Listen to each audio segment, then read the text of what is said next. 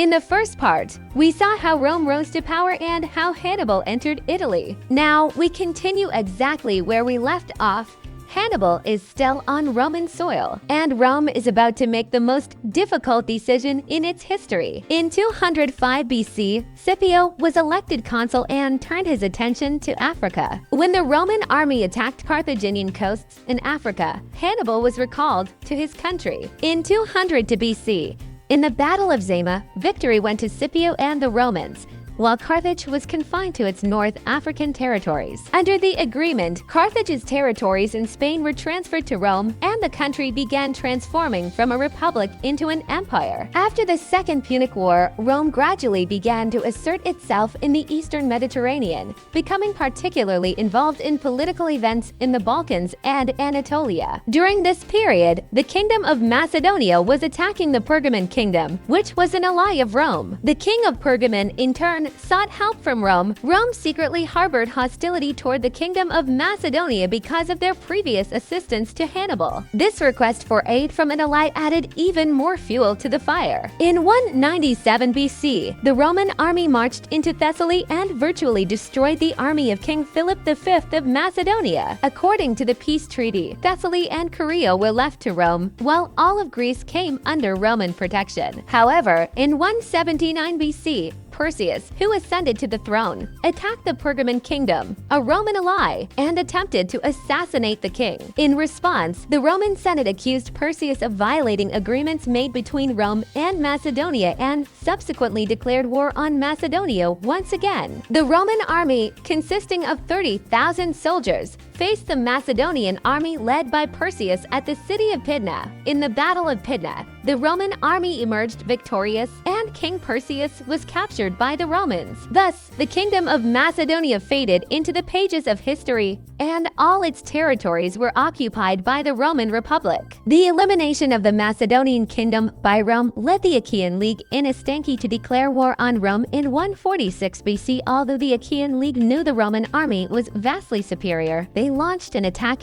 and were quickly defeated. Thus, by 146 BC, all of Greece came under Roman control. After expanding its dominance in the east, Rome turned its eyes back to Africa and occupied the remaining territories of Carthage. In 133 BC, King Attalus III of Pergamon died without leaving an heir, and in his will, he bequeathed all Pergamon territories to the Roman Republic. Thus, the Roman Republic became the dominant power in a region stretching from Spain in the west to Anatolia in the east and North Africa in the south, becoming the most important power in the Mediterranean. Despite military successes during this period, Rome was experiencing a turbulent time in domestic politics. As the 1st century BC approached, farmers were becoming increasingly impoverished, while external threats were growing. In North Africa, the Kingdom of Numidia, and in the north, the Germanic tribes were attacking Roman territories. Under the leadership of Gaius Marius, the Roman army entered Numidia in 105 BC and captured Jugurtha. With its territories significantly reduced, the Kingdom of Numidia no longer posed a threat to Rome. After this war,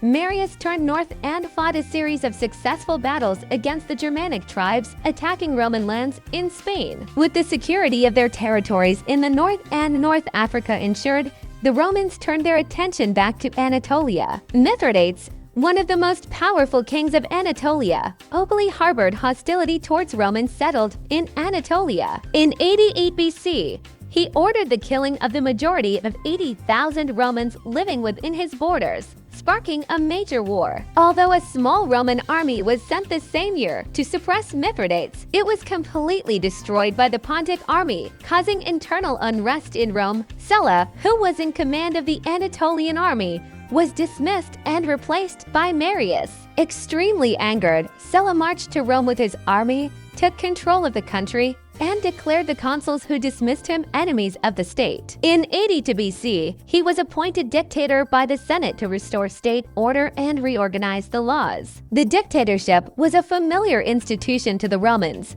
used in extraordinary circumstances. However, Sulla was very different from traditional dictators. From the first day of his rule, he had the power to execute anyone without trial. Although Sulla voluntarily retired from office in 79 BC and left politics, His actions marked a turning point that would eventually lead to the fall of the Republic and the rise of the Roman Empire. The Senate, resuming power, decided to again confront the kingdom of Pontus. Under Pompey, a Roman army of 100,000 set out and defeated the Pontic army in 65 BC, ending the existence of the Pontus kingdom. Meanwhile, Cilician pirates, who had spread across the Mediterranean, were raiding many cities along the coasts of Judea and Damascus. Pompey, sent to the region in response to a call for help from the disintegrating Seleucid Empire, achieved significant victories against the pirates with the support of the navy that came to assist him. In exchange for restoring peace in the region,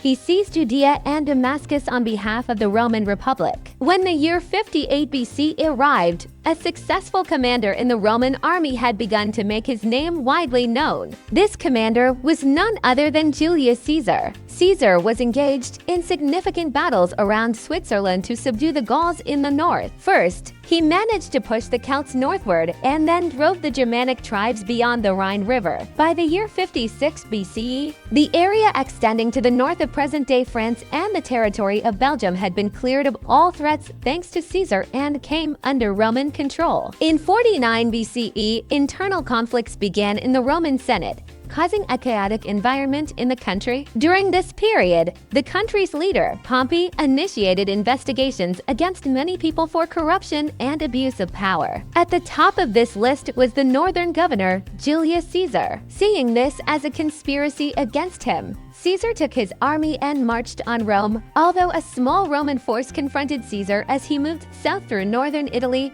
he emerged victorious from this battle. Realizing Caesar could not be stopped, Pompey first fled to Spain and then to Egypt. However, he was killed as soon as he set foot in Egypt. Rome is now almost a superpower, but chaos still surrounds it. Julius Caesar's rise continues, and you won't want to miss Rome's intrigues and battles in Part 2. See you in Part 3.